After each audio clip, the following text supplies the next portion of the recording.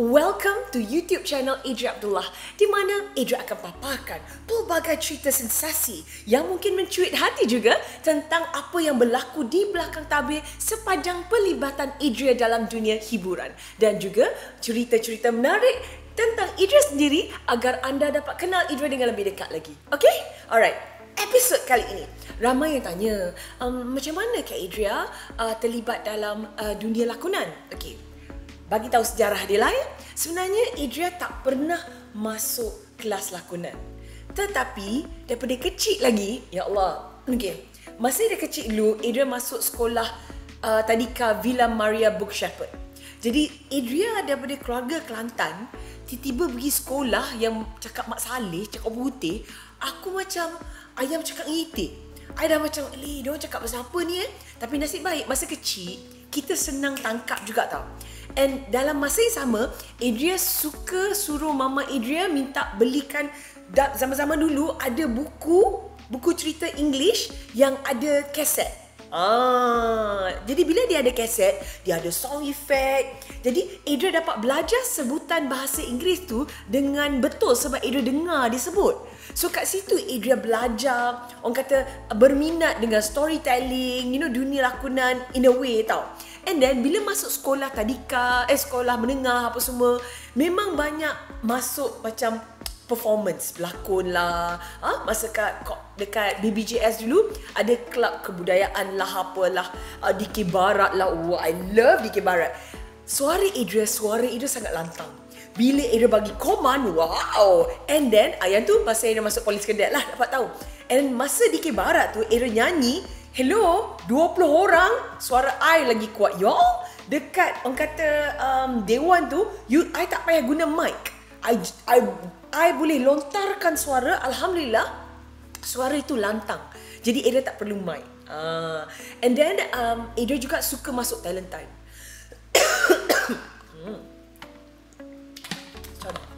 Kering tekak.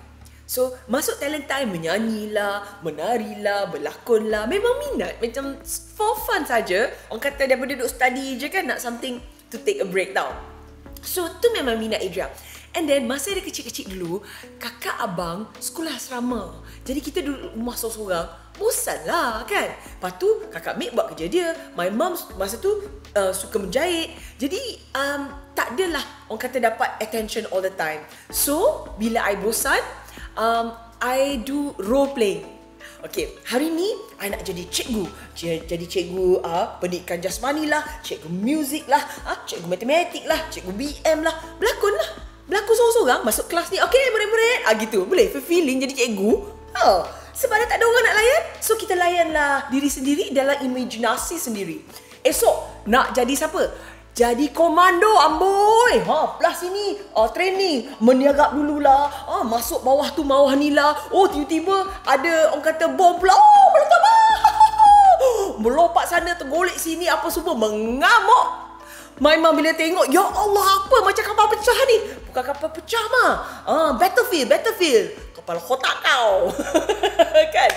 Jadi I macam always different. Ada hari kononnya jadi magician. Wah, gitu. Macam terror sangat kan. Lepas tu kejap jadi magician, lepas tu jadi penonton lah. Macam, perasan. Tak ada orang nak main dengan kita. Kita pun imagine myself lah kan. Lepas tu jadi Tok Bomo lah, macam-macam lah. I always play a different role supaya tak bosan. And then kakak I bila balik rumah, dia sejenis yang suka lepak dalam bilik. Kita adik ni nak attention. Macam mana nak dapat attention Berlakon jadi postman. Datang bilik, ketuk-ketuk, Poster. Jadi singing telegram lah. Aku nyanyi kakak aku agaknya. Ya Allah, adik aku ni kurang kasih sayang apalah, melayankan aja lah, gitu tau. Lepas tu I cakap, okay, 5 o'clock ada talent time, ada magician, orang kata apa, magic show. Tak suruh kakak keluar, abang keluar dari bilik, tolonglah layan adik kau ni. Kesian tak? Kesian you all. But secara tak langsung, benda tu macam jadi my practice lah in a way. Lepas tu sekolah menengah, sekolah kan masuk teater yang betul-betul yang proper punya kan. ITM pun memang selalu masuk teater. Sekejap lagi cerita pasal tu. And then another thing, I suka ikut suara kartun. That's why macam my son, masa dia kecil-kecil, kalau benda tu I baru dengar, I akan ingat macam mana nak ikut. Dulu kartun yang favourite I antara dia, The Woody Woodpecker Show. Sekejap lama ingat lupa suara dia. Lebih kurang bunyi macam tu lah kan. Lama tak dengar you all. I lama sangat tak dengar suara tu. So benda-benda tu I suka. Ada one time masa kita orang kat college, masa college bandar utama, kita orang punya theater lain macam sikit. Dia very art tau. Kita macam music with movement, art lah. Kita jadi macam art piece. So something yang macam abstract sikit. So it's something different yang I suka gila.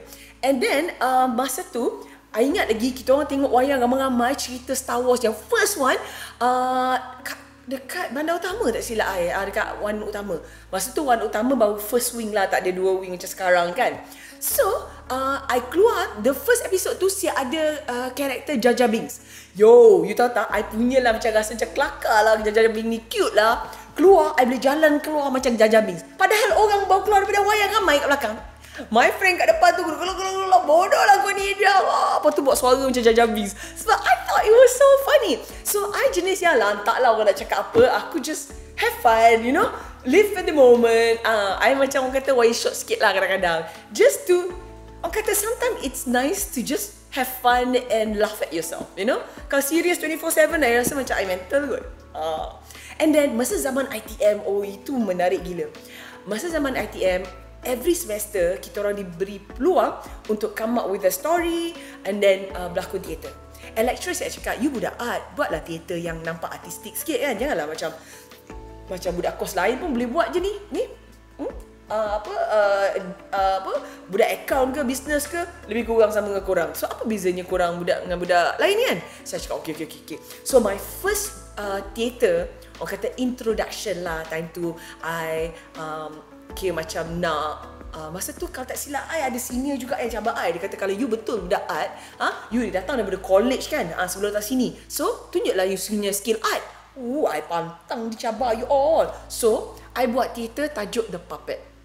So my theater puppet tu, I tak berlakon, tapi I lah director, I lah script writer, I lah buat props, I lah buat wardrobe. And then I mixing lagu. I ingat dulu I ada kaset 2 tu dengan CD semua mixing. I tak ingat macam mana I buat, tapi ya nak bagi gempak kan. Lepas tu I set up lighting, kata dah set lighting semua. So The Puppet punya theater tu sebenarnya tentang seorang budak ni, dia badan dia, sebab theater tu tak bercakap, it's very musical gitu. Tak tahulah, I pun tak ingat kawan-kawan mana yang tolong lah kan nak choreograph the dance jugalah kan. So this boy yang pakai all white, dia menari dengan tune yang sangat, orang kata innocent sangat. Okay, and then ada another person, another group warna biru. Kita tengok, menariknya. So kita orang main, ada lighting biru sikit lah. So dia pun menari ikut rentak yang warna biru tu. Dia macam, nak gang lah. So kenakan lighting biru sikit kat badan dia. Sebab baju dia putih kan. So adalah biru sikit. Dia nampak lagi satu grup warna kuning pula. Okay, aku menari, cuma menari rentak dia. Warna merah. So every step, every group, step dia berbeza. So yang merah tu mungkin agresif sikit. Yang ni lain-lain lah. So that we see the difference. And dia punya on tune lain. So at one point, dia kejap dia kuning, kejap dia merah, kejap dia biru. Dia dah confused yang mana satu dia nak ikut. It's like and then yang merah ni tarik pula, yang biru ni tarik pula, yang kuning ni tarik pula. Lepas tu last at one time all the colours group tu dia akan kelilingi dia. Lepas tu bila kelilingi dia orang tarik baju dia. Sebenarnya baju dia bukan putih tau, baju dia hitam kat dalam, tapi letak velcro yang and then kain putih kat luar. So that bila dia orang tarik tinggal hitam. Okay, apa maksud dia kat situ? Nanti akan cerita sekejap lagi. Lepas tu bila dia orang tarik, semua tinggal hitam. Lepas tu dia pun macam pening. Lepas tu dia orang keliling dia. Lepas tu bila dia orang dah habis menari keliling dia, dia orang keluar macam tu kan. Tinggal dia kat tengah tu, tiba-tiba tinggal puppet. Maknanya dia, orang kata I dah make a way where dia boleh keluar dan tinggal satu puppet kat situ. Okay, apa maksud dia? Maksud dia kadang-kadang kita fikir yang kalau kita nak di-accept oleh society, kita perlu ikut orang ni, ikut orang ni. Jadi kalau you cuba jadi apa yang bukan diri you, you cuba ikut geng ni, you cuba ikut geng ni, you cuba ikut semua orang, lama-lama you hilang identiti you tersendiri. Itu maksud Adria. Maknanya kenapa you perlu rasa macam peer pressure yang I kena become seperti mana society suruh I become supaya I boleh geng orang. No, be yourself. You unique as being you. You get what I mean? If people love you, can accept you, those are the kind of people yang orang kata yang you perlu dalam hidup you. Bukan orang yang nak change you into something else, sebab benda tu akan buat you pressure. So, bila I cakap dia putih dan dia cuba nak absorb. So, when you absorb so many colours, you jadi hitam, betul? So, itu maksud dia. And then bila you tarik-tarik, dia tinggal puppet. Bila you cuba jadi apa yang bukan diri you, you lupa siapa diri you, so you macam puppet without a soul. You macam kena cucuk hidung, ikut je. Orang ni buat sini, suruh aku buat macam ni. So for me, hilang originality. Itu maksud tersirat yang Adria nak sampaikan time tu. And dalam masa sama bagi Adria, tak perlu berkata-kata. Kadang-kadang riak muka, but I ada flashes of words just in case ada orang tak faham. So habis teater tu, Adria akan bacakan maksud dia bersemua. Jadi dia orang macam, it was kata pendekatan yang jauh berbeza. I tell you, memang penat tau nak buat prop tu semua. Tapi I enjoy it so much sebab benda tu I minat. Sebenarnya Adria punya cita-cita bukan nak jadi pelakon. Adria punya cita-cita sebenarnya nak jadi costume designer. Yes. Adria suka katakan kostum untuk filem ke kan. So dia era berbeza, fashion berbeza. Benda-benda tu yang menarik perhatian Adria. Sebab tu Adria suka nak buat kostum masa kita orang buat teater tu. Lepas tu ada satu teater juga yang Adria tak boleh lupa.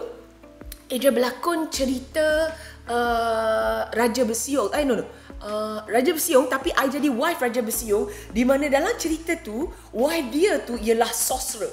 So bila I buat wardrobe dia dengan dia punya orang kata crown tu, nampak lah dia ni macam ada kuasa sakti gitu. Satu benda pasal teater, you tak payah risau pasal close up sebab orang tengok dah berjauh. Jadi daripada jauh nampak gempak cukup. Jadi you don't have to pay attention to details. So that was interesting. So and then baju tak semestinya kena kain, it could be kertas ke apa ke anything you can just stick yang naik benda tu. And I siap buat wardrobe untuk budak-budak penari lah apa semua. And dalam cerita Raja Bersiung, I masa tu marah dengan siapa tah yang bunuh suami I. Okay? And then bila I marah, I lah sorcerer kan, I bunuh mamak tu kan. Sekali I dapat tahu bini dia mengandung. I pun macam Allah, hati wanita mana yang sanggup tengok kalau ada wanita yang tengah mengandung, anak dia tak ada bapa, nanti macam mana? So masa tu I guna I punya kuasa sakti lah, konon nak panggil balik. And then ada satu lagu I nyanyi, lagu Ulik Mayang. Orang kata lagu tu berhantu tau. Lepas tu elok pula time tu diorang ada bagi I satu keris. So masa tu I menyanyi lagu tu, merembang bulu roma Ida menyanyi lagu tu dengan mata Ida merah apa semua. And then budak-budak ada penari juga, penari kat situ apa semua. Tapi masa tu, masa Ida nyanyi lagu tu, tengah-tengah I rasa macam badan I float je. I tak tahulah apa rasa macam tu kan, rasa float. Muka I merah tau. Budak-budak tu macam habislah, dia dah kena rasuk ni. And then bila habis nyanyi lagu tu, ambil masa untuk Adria macam get back, macam seolah-olah roh Adria naik and then masuk balik tau. Macam gila lah perasaan tu. It's like perasaan yang badan you keluar daripada badan you kind of feeling kind of thing. But it was scary, okay. I macam okay. I had that orang kata experience cukup lah tu kan. Scary Mary, I tell you. Okay. But then I loved it. Okay, experience yang cukup menarik. Kemudian biasa budak art akan berlakon budak art je. And then budak kos lain diorang akan buat teater diorang je. Lepas tu ada one time and then biasanya budak berlakon perempuan, laki-laki tau sebelum ni. So ada one budak blok F tak silap I, budak lelaki. Dia ada suggest dekat dekan ke apa, dia kata kalau kita buat teater lelaki, perempuan, nanti masalah dia yang pondan nanti lagilah you menggalakkan dia drag. Dia cakap gitu. Kalau yang macam pengkit dekat perempuan ni, lagi you menggalakkan dia nampak macam lelaki. So dia kata apa kata kita campur, tapi orang kata jaga batas lah, tak adalah sampai bersentuh apa semua. Tak macam mana boleh lulus. So hari tu diorang ada panggil Adria untuk berlakon teater. Tajuk Bukan Untuk Aku. Wah, gitu. So, secara tak langsung, Adrian pun berlakon lah. Selalulah practice dengan another guy ni pun semua. And then Adrian close lah dengan dia. And yang kelakarnya, dia orang boleh cari gambar era Fatih Zira. Sign tu, dia orang buat poster. Dia orang boleh letak tak lalat. Kalau dulu Adrian ada tak lalat, letak tak lalat kat situ. Lepas tu, print black and white, macam konon gambar Adrian. Kelakar tak? Apa? Tapi entah macam mana dia orang boleh pilih angle yang nampak almost like Adrian. Orang percaya tu Adrian. Kelakar kan?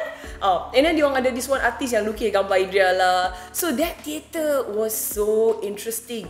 Sebab theatre tu, I cakap, kat situ I betul-betul mendalami watak tu and I fell in love. Okay? And I respect the scriptwriter Bentayan, my junior. Sebab skrip dia mampu buat penonton menangis. Serius. Orang tersentuh, orang nangis. Wow, it was amazing. And pelakon ni tak ramai. Power skrip dia. Yes. Okay. Cerita dia pasal seorang lelaki yang kaya tapi dia ada banyak penyakit sebenarnya. And dia suka melukis. Dia suka melukis apa semua. And biasanya dia akan lukis gambar, orang kata scenery, pokok-pokok, pemandangan yang indah. Okay. And then dia ada seorang orang gaji dia tapi dia anggap sebagai adik. Dia memang sangat baik lah orangnya. So adik dia ni selalu buat makan untuk dia apa semua. Lepas tu adik dia cakap, Tuan, jangan lupa makan ubat ni semua. Lepas tu dia cakap, ada one time tu dia tidur. Dia tidur, tiba-tiba dia mimpi. Dalam alam mimpi dia, dia bertemu dengan ada seorang wanita ni. Sebelum tu ada scene tanya, Tuan, kenapa Tuan tak nak kahwin? Tuan dah ada harta apa semua-semua, kenapa tak Tuan? Dia cakap, perempuan zaman sekarang ni semua mata duitan. Tak apalah. Dia cakap macam tu tau. Dia bunyi macam stereotype. Mungkin dia ada sejarah ke, you never know kan. Lepas tu, sekali masa dia tidur, dalam alam mimpi dia, dia berjumpa dengan Sofia. Inilah Sofia dia, heroin dia. Gitu. So Sofia ni tengah menari. Tengah praktis menari tarian Melayu. Kat situ pun I belajar lah gerak-geri dia pun semua. Sekali dia nampak. Lepas tu dia tegur. Kan, aku tak pernah nampak. So macam dialog dia macam Mina ni of course lah jual mahal. Siapa mak ni tiba-tiba tegur aku kan. So you can nampak bibit-bibit yang dia macam fascinated by that girl. Tapi that girl macam jual mahal. Macam tu kan. Sebab I tak ingat lah dialog dia exactly. Lama kan.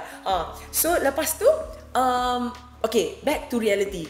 Tiba-tiba dia betul-betul tertarik kat Minah tu. Dia siap lukis gambar perempuan tu. Yang kata adik angkat dia ni, orang gaji dia ni tanyalah, Tuan, tak pernah Tuan lukis gambar perempuan? Mana datang perempuan ni? Dia senyum je. Tak lah. Tiba-tiba, saya nak lukis gambar ni. Can you imagine? Dia betul-betul macam tiba-tiba love at first sight kononnya dalam mimpi dia. Dia siap lukis gambar perempuan tu. Kemudian tiap kali dia tidur, dia akan bertemu dengan perempuan tu. So kat situ you akan nampak bibit-bibit cinta tu mula berputih. Dia jual mahal apa semua, ni semua. So it's such a sweet story. I love it. I rasa ada 4 scene kot ke 5 scene yang dia berjumpa that girl. Lepas tu ada one time ni, last scene, bukanlah last scene, as in last scene dia dengan orang gaji dia. Dia cakap kat orang gaji, sebelum tu dia nak tidur tu, dia cakap kat orang gaji dia, sebenarnya lepas ni, jangan panggil Tuan. Panggil aku Abang. Sebenarnya, aku tak pernah anggap kau sebagai orang gaji aku. Aku sayang kau ni. Jadi budak tu benar nangis kan. Memang budak tu sayang kat dia kan. Semua-semua. So orang macam, sweet. Sebab before that, a few scenes, you dapat nampak betapa akrabnya dia dengan orang gaji dia. Betapa caringnya dia dan semua. So you fall in love with the character. Both of the character. And you fall in love with how dia fall in love dia dengan karakter Sofia ni juga. Yang tu, hero dia nama Johan dalam cerita tu. Johan tak silap Okay. So bila malam tu dia nak tidur tu, dia kata budak tu kata, okay abang, saya akan masak makanan kegemaran abang. Okay, abang jangan lupa makan ubat dulu ya. Jangan lupa makan ubat. Kejap lagi kita makan sama-sama sebagai adik dan abang ya. Okay. Budak tu happy lah. Sekali dia tidur, dia lupa makan ubat. Tapi sebelum dia tidur tu, tiba-tiba dia tulis surat. Orang macam, tulis surat apa tu? Nanti saya cerita. Letak Dia tidur. Before that, the second last scene dia jumpa Sofia ni, dia cakap yang for the first time, dia cakap yang dia sayang Sofia. Sebenarnya aku suka kat kau. Dia kata suka? Oh, baguslah. Kan? I pun suka kat you macam mana I suka dekat pokok-pokok. Dia saja main-main tau. Sebab dia macam bagi I, kata suka tu could be suka anything. So dia mengaku sebenarnya aku cintakan kau. Macam tu dia kata. So dia macam, so that girl happy. So the last time dia jumpa lepas tu, dia cakap Sofia. So mula Sofia dah macam happy lah. Dia cerita happy. Lepas tu mamak tu muka lain. Lepas tu dia cakap, Kenapa kau berbeza kali ni bila kau datang jumpa aku? Lepas tu dia kata, sebenarnya ini kali terakhir aku akan datang jumpa kau. Ui, Sofia marah. Sebab dia rasa macam, what the heck man? Hari tu kau confess your love, buat aku pun feeling jatuh cinta dengan kau. Lepas tu kau cakap this is the last time macam kau nak break up dengan aku. Oh, mengamuk lah Sofia. And one more thing, setiap kali dia masuk ke alam mimpi tu, diorang buat efek, kononnya Sofia ni, maksud I pakai like a wedding dress-ish lah, nak nampak dia mystical gitu. So Sofia ni seolah-olah macam terbang masuk ke dalam alam tu. So ada asap-asap sikit apa semua kan, fogging apa, bukan fogging, apa tah dia guna asap-asap gitu, lama tak ingat. And then diorang ada main fluorescent light-ish, so nampak macam mysterious kind of thing. And Sofia akan menyanyi sebelum masuknya hero. Lagu Andai ada ruang di hatiku. Allah, Datuk Syafinas. Sedap lagu tu. Sedap now. Nyanyi live you all? Don't play. So macam best gila tau lagu tu. Memang muka tak melekat lah time tu sebab lagu tu pun best. And then bila Mamat tu cakap, Johan cakap yang ini kali terakhir, Sofia dia tak nak dengar pun penjelasan dia kenapa dia kali terakhir. Dia cakap, sudah, kau sengaja nak mempersendakan perasaan aku kan? Lelaki. Apa tak ayat dia macam memang suka mempermainkan perasaan wanita, something like that lah. So Mamat tu macam, bukan begitu Sofia, bukan begitu. Lepas tu Sofia nangis, Sofia terus keluar, tak bagi peluang Johan untuk explain what happened. You know? So bila masuk ke alam nyata balik, adik angkat dia tu, orang gaji dia, datang bawa makanan. Abang, jom bangun bang, kita makan sama. Sekali tengok obat. Abang tak makan ubat. Abang sekali, tuan dia dah meninggal.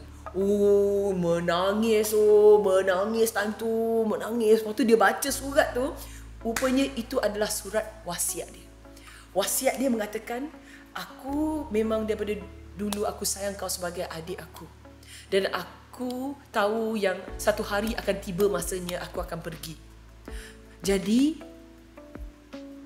perginya aku ini, aku ingin wasiatkan segala harta aku untukmu.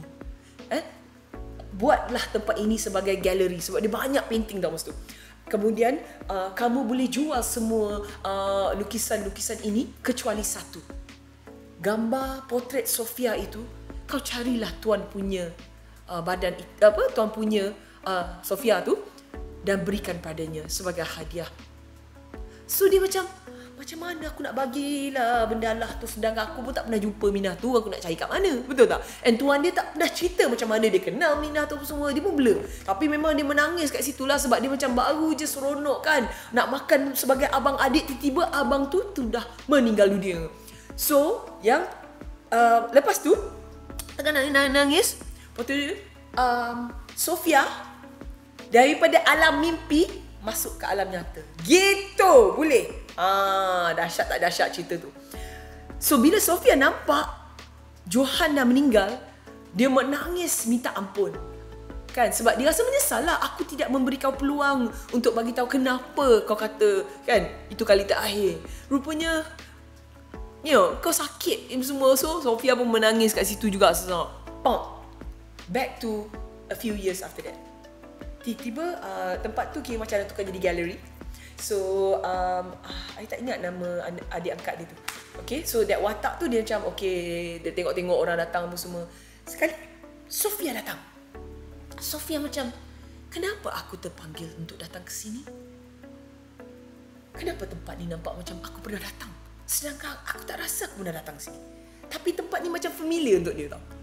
Sebab dia pergi situ alam mimpi, alam kayangan. Benda tu tak mustahil, okay? Okay, and then bila budak tu nampak Sofia, tak ke macam nampak hantu? Dia cakap, inilah perempuan yang tuan aku lukis ni. Lepas tu dia panggil that girl, Lepas tu that girl terkejut nampak gambar tu. Macam, kenapa gambar aku ada di sini? Siapa pelukisnya? Dia cakap macam itulah, cak ala-ala zaman dulu. Lepas tu dia kata, tuan aku nak hadiahkan ni semualah. I cannot remember the whole story, apa dialog dia. Tapi dia bagi tahu yang tuan dia nak bagi lukisan tu dekat Adria. Dekat Sofia. Okay? So Sofia kata, boleh tak saya jumpa dengan dia? Tak boleh. Kenapa tak boleh? Tuan kamu tak sudi ke nak jumpa dengan aku? Dia macam, Sofia ni memang karakter dia cepat sentap, cepat macam terasa. Kenapa tak sudi nak jumpa aku? Kalau lukis gambar aku, kau tak nak jumpa aku dah kan apa? Macam gitu lah. So dia kata, bukan begitu. Kau tahu tak, tuan aku begitu agungkan kau. Dia cakap, ya. Dia tak pernah jatuh cinta dalam hidupnya. Tapi Sofia lah wanita pertama dalam hidup dia yang dia sayang, disanjungi, tapi dia tak kesampaian untuk bertemu Sofia. Dan dia lukiskan gambar ini, dia abadikan cinta dia dalam potret ini. Gitu, romantik gila. So Sofia tu walaupun tak pernah jumpa Johan, tapi dia macam rasa, kata sebab rasa macam wow. Macam tu. So it was such a sweet story, tapi dialog dia sangat cantik, flow cerita dia sangat cantik sampai penonton boleh menangis tengok cerita tu. I loved it. That was masa tu baru Adria dapat rasa macam bestnya jadi pelakon ni, bestnya berlakon teater ni, best gila. Kat situ. But still, to me that was just orang kata benda suka-suka. Still lagi tak terfikir, aku keluar uni ni aku nak jadi pelakon. Tak fikir. Right? And time tu Adria belajar art and design majoring advertising masa dekat ITM Melaka tu. Okay? ITM Melaka tetap di hatiku. Rindunya tempat tu. And I love all my lecturers. They are amazing. Kenangan yang best gila sebenarnya kat situ. And then bila Adria masuk industri ni, Adria start with modelling. Adria buat advertising sebenarnya. Lepas tu masuklah commercial untuk suka-suka. And then masuk modelling untuk suka-suka. Sekali masa masuk commercial ada production. The first production was Persona Pictures, tak silap Adria. Panggil Adria untuk casting, tu dapatlah berlakon drama. So daripada situ bermulalah orang lain panggil, production lain panggil casting. Agaknya PM dapat nombor Adria apa semua-semua. Beribadlah berlakon all the time, buat hosting apa semua. And hosting tu sebenarnya Adria bukan orang kata terfikir pun nak jadi host. Tapi pernah tahu lepas ITM ada one time Adria fulfilling lah, confident ni pergi casting untuk MTV VJ. Wah! Time tu bukannya gerti buat modelling ke dressing cantik ke apa. Walaupun I tahu kemungkinan besar memang I takkan dapat. Tapi I rasa, I cakap kat diri I, tak apa, I just come here for the experience. Betul tak? Nak datang untuk experience. Jadi bila you datang untuk experience and untuk memahami apakah cara dia orang casting, apa to expect, I tengok orang lain punya prepare, I borak dengan orang lain. So next time if I go casting like that, I know what to do. Sekali tak pernah pergi, tak pernah tahu. You know? And then you put less pressure on yourself. Begitu juga bila Ada pergi casting untuk commercial. Ada cakap, it's okay, I try. Because kadang-kadang you pergi 20 casting, mungkin you dapat 3. Mungkin you dapat 1. You never know tau benda tu. So, orang kata you have to take it as try my luck. Sebab kadang-kadang bukan you tak bagus, tapi mungkin look you tak kena dengan karakter yang dia nak, klien nak. So, benda tu lah. Kadang-kadang you dah shortlisted ni. Ada 2 orang shortlisted untuk karakter tu. Kadang-kadang you tak dapat juga. Nak buat macam mana? Sebab seorang lagi bagus ke, lagi kena ke karakter tu. So, it's a process. So, jangan macam mana. So, aku tak dapat. 5 kali pergi kasi tak dapat. Mampulah, memang bukan untuk akulah. Jangan macam tu. Don't give up easily. Give it a try. Bila you go just for fun, then you have fun and you put less pressure, you tak stress. Sebab kadang-kadang bukan you tak bagus tau, tapi sebab you nervous sangat, you nak sangat, you overdo it, or you macam you jadi nervous, you stutter, padahal you bagus. Sebab benda tu you tak nak. So kat situ you, and lagi bagus lah kalau you ambil acting class, you ambil what do you call that, public speaking. So sebutan you kalau nak jadi host, jadi pelakon, sebenarnya lagi bagus kalau sebutan you tu clear, diction you clear. You don't mumble to your words. Bila you cakap tak buka mulut, orang tak faham apa benda yang dia cakap ni. So tak kena lah, tak boleh lah orang tak faham you berlakon apa. Dah apa, baik you berlakon cerita bisu. You belajar sign language je kan. Kalau susah sangat nak buka mulut tu, sebab tu you kena belajar. You have to learn how to be more vocal. So kat situ, Alhamdulillah, I got my training masa zaman-zaman kecil dulu. Adria juga bersyukur sebab bila Adria belajar tentang advertising, obviously I learn about the camera shots, the storylines, benda-benda yang Adria perlu tahu sebagai seorang pelakon. Kenapa? Supaya katakanlah Adria tengah shoot ni, I cakap, abang, yang ni shot dia macam mana? So, ketik kat sini. So, I cakap ke semua, I dah tahu close up. So, reaction I macam mana? Sebab lakonan dengan teater berbeza. Teater, you punya movement kena besar. Sebab orang jauh, bukannya dekat. Oh, tak ada close up, tak nampak reaction muka dia. So, nak kena nampak besar, segalanya besar. Tapi, bila dalam commercial, dalam drama, you tak boleh besar sangat. Kalau tidak nampak over. Jadi kadang-kadang orang kata less is more. Itu yang Adria belajar juga daripada veteran-veteran pelakon-pelakon, director-director banyak dia tegur. Kadang-kadang Adria terlepas. Kat situ it's a learning process. And of course kalau Adria baru-baru masuk tu, pernah kena saman dengan director. Oi, asal kau ni tercegat kat situ? Kau ingat kau pokok bunga? Nak kontrol cantik kat situ? Ambil. Yes, kena sound.